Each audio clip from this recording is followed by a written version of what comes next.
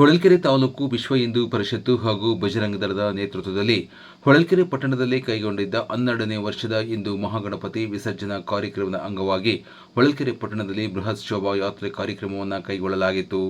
ಹಾಗಾಗಿ ಭಾನುವಾರ 10 ಗಂಟೆಗೆ ಹಿಂದೂ ಮಹಾಗಣಪತಿಗೆ ಮಹಾಮಂಗಳಾರತಿ ಸಲ್ಲಿಸಿ ಶೋಭಾಯಾತ್ರೆಗೆ ಚಾಲನೆ ನೀಡಲಾಯಿತು.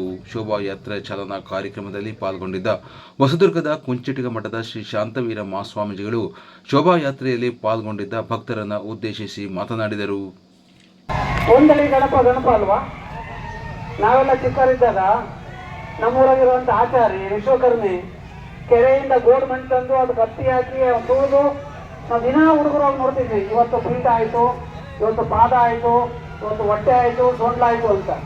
ನೀವು ಬೆಳಿಗ್ಗೆ ಹೋಗಿ ಸಂಜೆ ಒಳಗೆ ಮೋಲ್ಡ್ ಹಾಕಿ POP ಗಣಪತಿ ತಂದು ಏನು ನಮ್ಗೆ ಭಾಳ ದೊಡ್ಡದಿರಬೇಕು ಅಂತ ದೊಡ್ಡ ಗಣಪತಿ ತಂದು ನದಿಗೆ ಹಾಕೋದಿನ ಎಲ್ಲ ಕಾಲಾಗ ಕುಡಿಯೋದೆ, JCB ತಳ್ಳದೆ. ಹಂಗಾರೆ ಎಲ್ಲಿ ಹೋಗ್ತಿದ್ದೆ ನಮ್ಮ ಧರ್ಮದ ಭಕ್ತಿ? ಇದು ಹೆಂಗಾಗಿದೆ ಅಂದರೆ ಗಣಪತಿ ಅಂದರೆ ಡಿಜೆ ಅಂದರೆ ಕುಣಿತ ಅಂದರೆ ಕುಣಿತ ಅಂದರೆ ವಿಕಾರ ಮನೋಸ್ಥಿತಿಯ ವ್ಯವಸ್ಥೆಗಳನ್ನು ಇಟ್ಕೊಂಡು ಧರ್ಮದ ದೇವರ ಹೆಸರಲ್ಲಿ ನಾವು ಜಾತ್ರೆಗಳನ್ನು ಮಾಡಿದರೆ ದುಡ್ಡು ಖರ್ಚಾಗತ್ತೆ ಹೊರತು ಯಾವ ಜಾಗೃತಿನೂ ಆಗಲ್ಲ, ಯಾವ ಸುಧಾರಣೆನೂ ಆಗಲ್ಲ. ಇದನ್ನು ನಮ್ಮ ಜನ ಅರ್ಥ ಮಾಡ್ಕೊಳ್ಬೇಕು. ಗಣಪತಿ ಸಣ್ಣದಾದ್ರೇನು ದೊಡ್ಡದಾದ್ರೇನು ಗೌರವದಿಂದ ಕಾಣ್ಬೇಕಂತ ಯಾರ ಧರ್ಮ?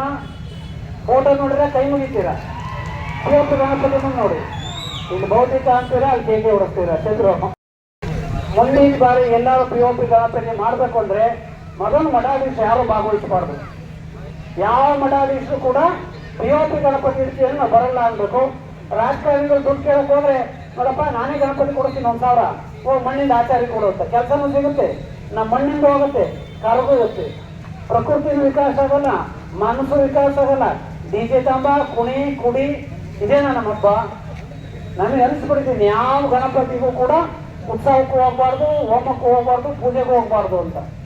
ಕಾಲದಲ್ಲಿ ಯಾರೋ ಇರೋರು 4 ಜನಕ್ಕೆ ಭಕ್ತಿ ಇದ್ರೆ ಇನ್ನು ಉಳಿದವರೆಲ್ಲ ಡ್ಯಾನ್ಸ್ ಮಾಡಕ್ಕೆ ಬಂದಿರ್ತಾರೆ. ಇನ್ನೊಂದು ಗಂಟೆ ಖಾಲಿ ಮಾಡಲಿ, ಬರೋ ಹೊಳಲ್ಕೆರೆಗೆ ಅಂತ ಎಲ್ಲ ಬಾರಲ್ಲಿರೋ ಬಾಟ್ಲಿ ಖಾಲಿಯಾಗಿಂದ ಕುಡಿದು ಮತ್ತೆ ಗಣಪ ನಿಮ್ಗೆ ಆಶೀರ್ವಾದ ಮಾಡ್ತಾನ? ಆಶೀರ್ವಾದ ಮಾಡ್ತಾ ಗಣಪ ಬರೋದು ಅತ್ಯಂತ ನೋವಿನ ಸಂಗತಿ. ದಯಮಾಡಿ ಹುಡುಗರು ಬೇಸರ ಆಗಬೇಡಿ. ನಿಮ್ಮ ತಂದೆ ತಾಯಿಗಳು ಒಳ್ಳೇದು ಮಾಡ್ದಂಗಲ್ಲ, ಗುರು ಹಿರಿಯರಿಗೂ ಒಳ್ಳೇದು ಮಾಡ್ದಂಗಲ್ಲ, ದೇವರಿಗೂ ಒಳ್ಳೇದು ಮಾಡ್ದಂಗಲ್ಲ, ಧರ್ಮಕ್ಕೂ ಒಳ್ಳೇದು ಮಾಡ್ದಂಗಲ್ಲ, ದೇಶಕ್ಕೂ ಒಳ್ಳೇದು ಮಾಡ್ದಂಗಲ್ಲ. ರಾಜಕಾರಣಿಗಳು ದುಡ್ಡು ಖಾಲಿ, ನಾವೆಲ್ಲ ಬಂದೋಗಿ ಶ್ರಮನೂ ವೇಸ್ಟು. ಸಂಘಟಕರು ಚಂದ್ರು ಇದ್ದಾರೆಲ್ಲ ತಿಂಗಳಿಗಟ್ಟಲೆ ಬಿಟ್ಟು ಕಾರ್ಯಕ್ರಮ ಮಾಡಿದ ಅವ್ರದ್ದು ವೇಸ್ಟು.